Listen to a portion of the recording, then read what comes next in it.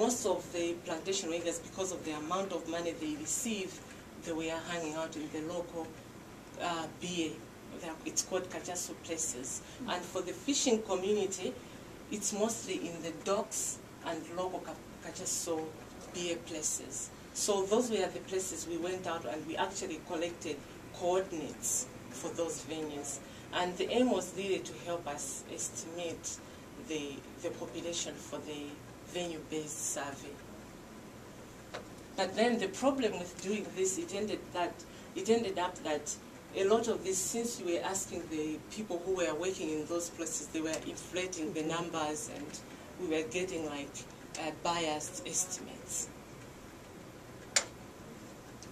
So at this stage, we ended up like coming down with 3 target groups. And here I just wanted to show you like how we were sampling out and in which areas. So to avoid like overlap, we ended up to say in Zomba, for example, in the upcoming survey, we were going to just interview the market vendors. And the type of vendors who are found in this types of, in that type of locality, they are not like the usual vendors who are stationed. These are the vendors who move with the market days. For example, on Monday they can be on an X point. On Tuesday they move their stuff to point Z and so forth. So those are the vendors which are found in Zomba. While in urban Lilongwe, PPA, they are mostly really like urban vendors who are stationed there.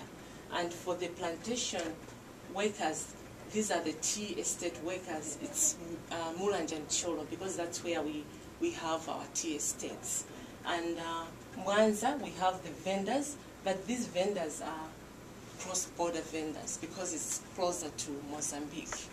And for the fishing community, we originally planned to say, okay, maybe we are only going to talk to the fishermen, but we ended up making the decision to say it's much better to approach it as a fishing community because the activities for men and women, they weren't, the high-risk activities, they weren't that much different.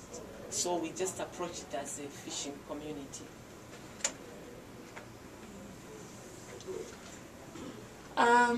And our step 4, that was the track survey.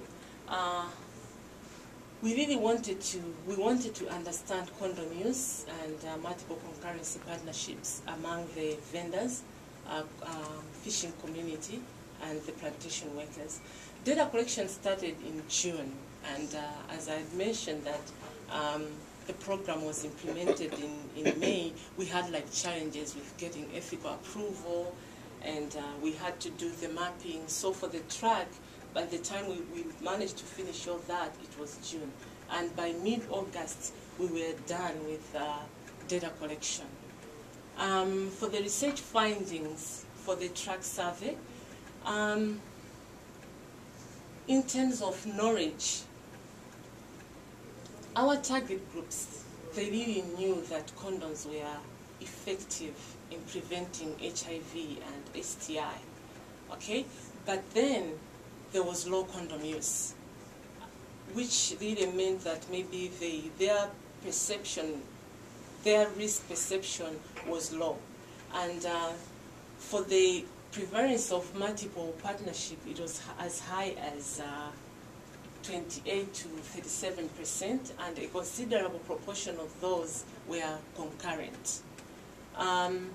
In terms of the determinants of condom use in all the groups, it was social support, and in terms of concurrency, it was about attitudes and safe efficacy. So the finding of this track survey was used in the Delta process. We are still working on the messaging, which Donna and the communication department, they are working on. And I'm sorry that I couldn't provide like what messages are. Yeah. Sorry, I just had a question about self-efficacy with concurrency. What does that mean in that context? Did it mean people were able to resist having multiple concurrent partners? Were unable to resist. So they had low self-efficacy to resist? Yeah. Also, Chihuahua, yeah, I think probably people have a lot of questions on this. Yeah, okay. Okay. And for condom use determinants, social support, I think this is something like if a person has the support, then he's more likely to use condom. So what's the barrier of people that prevent people from using condom? Because condom use rate is low. I think it's about like seeing their peers, like how their peers, seeing them, that most of their peers, they don't perceive them like they're using condoms in their community. So it's about their community not really using condoms. So is that social norms or is that social support? It's okay. It's the social norms plus. Wasn't it with for condom use? It was more about having their peers talk to them about condoms. Yes. That was the element that was, if I remember correctly. But was that the only determinant though of condom use? the others were less. Sorry. No, we can keep on. The others were less actionable, so that's why these were selected, because the others were elements that couldn't really be attacked with messaging. So we had to prioritize to say what the program would really like spend its money working in. So out of the different determinants which came out actually significant, we chose social support because that's something which the EBT program could work with. So when you say peers, you mean the sexual partners or their peers, their friends? Peers. People. So people do people discuss like me condom or people in my use community with others. Yes. Just one more question about the selection of the target groups. I think in the original proposal, the target groups may have been something like sex workers and clients of sex workers. Seems like there was a pretty radical shift to focus on communities. And I was just wondering about how that decision was made and whether that was discussed with the donor. Yes.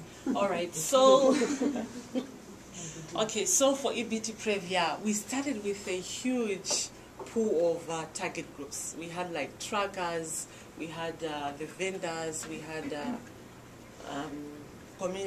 commercial sex workers, its clients.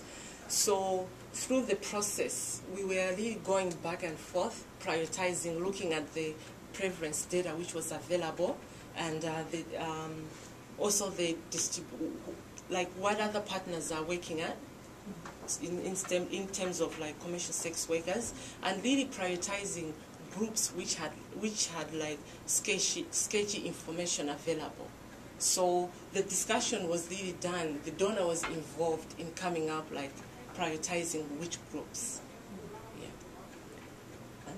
Can I add something? Yeah. It was also a lot about women engaging in transactional sex versus commercial sex. And these populations are very likely to, correct me if I'm wrong, to engage in transactional sex, like women around fishing communities who get their fish and offer